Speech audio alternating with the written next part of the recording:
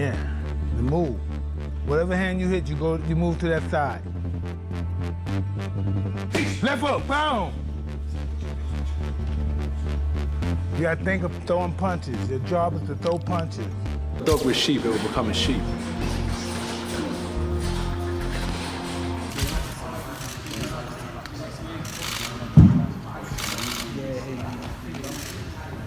Anthony Joshua is reportedly training with Mike Tyson as he prepares for his upcoming fight against Jake Paul. Joshua has studied old-school techniques associated with Tyson's trainers to refine his skills, and his current focus remains on strategy, speed, and power. The camp emphasizes tactical planning and conditioning, aiming to ensure Joshua is fully prepared and at his best for the upcoming challenge in the ring. Yeah, like he's been doing in the gym, coming forward, punching to the body with his hard punches and bringing it to the head. Anthony Joshua revealed how Mike Tyson inspired him, especially with his power and discipline. Now, AJ has incorporated specific neck and shoulder exercises into his routine, following Tyson's methods. He says these drills help improve strength, stability, and punching impact, showing how studying legends can directly shape his own training approach. This is another neck exercise that I got from Mike Tyson. A lot of wrestlers do this.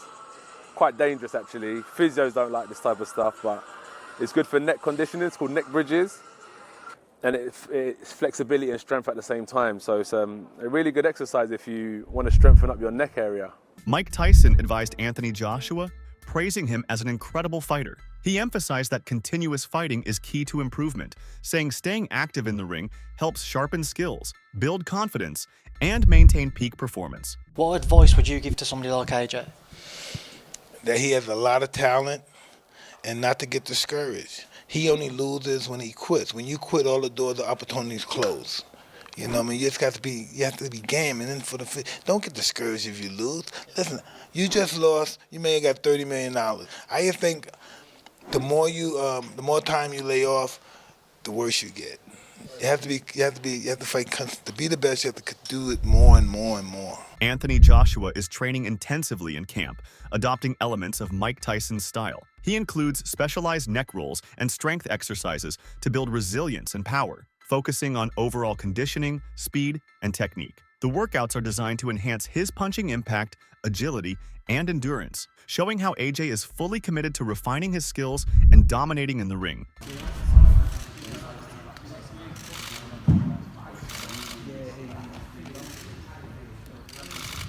Bro, my physio's looking at me like, what the fuck? I can see you looking at me like, fuck, please don't fucking look. Hey, if it goes, at least you're here anyway.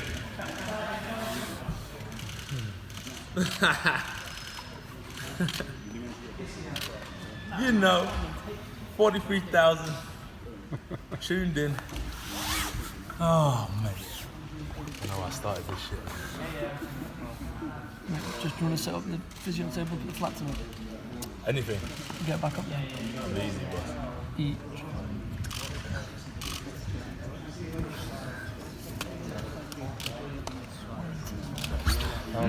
Showtime sent me a lovely picture of me, the donkey and microphone, interviewing Anthony. Eddie Hearn has made it very clear that he believes Anthony Joshua would defeat Jake Paul if the fight were to happen. Hearn stresses that, although Jake Paul is not considered a top-level boxer or a big name in traditional boxing circles, people should not assume that Joshua's victory would be effortless. Hearn points out that Joshua has a history of defeating formidable opponents, including Francis Ngannou, who is an elite fighter in his own right. The comparison is important because it highlights that Joshua's wins are a result of his skill, preparation, and discipline rather than simply facing weak or untrained opponents. Hearn emphasizes that Joshua trains rigorously and has a combination of power, technique, and strategy that allows him to dominate fighters at every level.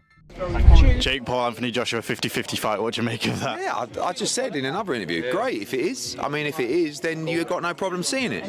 But when AJ... Everybody, Pat Brown.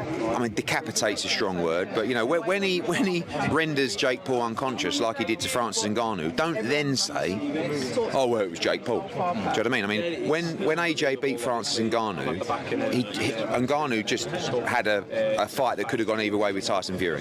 Then AJ poleaxed him, and everyone just said he's just an MMA fighter. Do you know what I mean? Jake Paul's not Francis Ngannou. But as I said before, if you want to see Jake Paul exit the boxing world, make the fight. Nigel Benn expresses concerns about the effect of entertainment-driven fights on professional boxing. He believes that when celebrities or social media personalities enter the ring, it creates a situation where traditional boxers, who dedicate their lives to training and competing at a high level, do not receive their fair share of financial reward. Ben points out that the pay for real, competitive boxers is often modest compared to the massive sums offered in crossover events that generate public interest and viral attention. These kinds of spectacle fights draw huge audiences and sponsorship deals, which translate into very large paydays for participants who may not have the same level of experience or skill. Ben argues that this trend could be harmful for the sport because it undermines the efforts of professional boxers who have spent years honing their craft. I want to ask you, bit of rumours around today, Anthony Joshua and Jake. No. I'm not even really entertaining that. It's just not. Being a two-time heavyweight champion of the world, it's I don't know, YouTubers. I'm not really into all them influencers coming in there, and there's like some boxers that really work their butt off, don't get paid like what these guys are getting. And Anthony Joshua being a former world champion should be fighting like someone in the top 5, top 10. So I really got much time to talk about that. Not interested, really. Bad for boxing? Well, not bad for boxing. If people want to pay to watch it, then who am I? I'm just giving you my opinion. Who's not worked his way through the ranks to earn that shot at the former world champion? No, not at all. Australian boxing. Who are you a fan of? Obviously got good fighters out there. Joe's my type of fighter. He's very spiteful, and it's just another level, really. I don't think there's no better cruiserweight around. Joe's the man. Ade Oladipo highlights the financial perspective of the Anthony Joshua versus Jake Paul fight. From Oladipo's point of view, it would be unwise for Joshua to reject such a lucrative opportunity, as the earnings could approach $100 million. For a fighter of Joshua's caliber and experience, the challenge posed by Jake Paul is minimal compared to the reward, making the fight a very low-risk, high-reward scenario. Oladipo stresses that this kind of financial windfall is rare in boxing, even for top-level champions, and taking advantage of it is a smart career move. He argues that Joshua is in a position where he can combine financial gain with a manageable level of risk, given Paul's relative inexperience as a professional boxer. I get it, right? If someone knocks on your door and says, "Do you want to fight Jake Paul for 100 million?" You're like, you'd be stupid to say no. No, I don't want that 100 million for what would be and will be and should be easy work for AJ. Like, well, why are you going to turn down 100 million? AJ should and could, more should, knock out Jake Paul in a round. Like, if Jake Paul was over here fighting under our British Boxing Board of Control, I don't think it would be a Southern Area cruiserweight champion. AJ is a former unified heavyweight champion of the world that I still believe is a top 10 heavyweight in the world. Like, AJ should be able to destroy him. AJ is going to be 60 pounds or so bigger than him. AJ hits like a truck. AJ is a better boxer. Like, this is a no contest from the beginning. A large portion of boxing fans are vocal in their criticism of the idea of Anthony Joshua fighting Jake Paul. Many fans feel that this matchup represents the biggest mockery of professional boxing, as it pits a seasoned heavyweight champion against a social media personality who lacks experience in traditional boxing circuits. Fans worry that Joshua's decision to accept the fight with Paul may prevent him from pursuing a potential bout with Tyson Fury, a more legitimate and challenging heavyweight opponent. For these critics, the fight appears to prioritize financial incentives over the sport's competitive and historical integrity. Social media and forums are full of discussions highlighting frustration with the mismatch, and fans often question whether Joshua's legacy could be tarnished by participating in such an event. If indeed Anthony Joshua gets in the ring with YouTuber Jake Paul, and that's what he is, YouTuber Jake Paul, would you watch it? Simon, before we take some calls, with this seemingly in the pipeline, can we safely say goodbye to Anthony Joshua versus Tyson Fury? Well, I think it's done anyway, judging by the mood music that seems to be coming out from various camps. If you listen to Tyson Fury, he seems to be, despite the fact we've danced this dance before and walked this walk before, he seems to be talking in a very different way. There's no hyperbole. It's, I'm done. This is a younger man's game. I've done my bit. I'm at peace with where I am in life. I don't need boxing anymore. But not in the flash for cash way that Tyson often does it. In a more earnest way is my understanding of his sort of thought processes. So with that in mind, it almost feels that that's off the table anyway. Who knows? The draw of the enormous amounts of money that this one fight can generate. This is the one fight that can really get everybody paid. I mean, the two protagonists. Whatever Usyk takes, tragically for him, he wouldn't even get anywhere near as much money as potentially being offered for the Fury-Joshua fight. What would earn AJ more of a pay packet? Fighting Fury or fighting Jake Paul? Well, I would think tragically fighting Jake Paul. God, what is that? Because the revenues, because it's a Gen Z TikTok generation that wants to watch sport in a certain way. Yeah, and that's nothing critical of them. It's just the way that it is. And that's the circumstances of social media and the platforms that people like Jake Paul are able to cross over. It's not a case of people in the mainstream should be dinosaurs. The digital world and those opportunities and those platforms are marvelous places. And you know, you heard me talking about Mark Goldbridge the other day and the commercial deal that he did with the Bundesliga. And we can be sniffy about their level of content, or we can accept that there is a place for everybody. It's interesting that still the digital world and that sort of space, which is the YouTube platform. Analysts have observed that Jake Paul's choice to fight Anthony Joshua marks a significant escalation in competition compared to his prior opponents. Unlike the older or retired fighters he has previously faced, Joshua is an active, high-level professional with a record of fighting top-tier opponents. This shift challenges Paul to adjust his training, strategy, and mindset, as he can no longer rely on facing someone past their prime or inexperienced in serious bouts. Analysts note that while Paul still remains the underdog, the matchup tests his abilities more realistically, offering him the opportunity to demonstrate growth and improvement.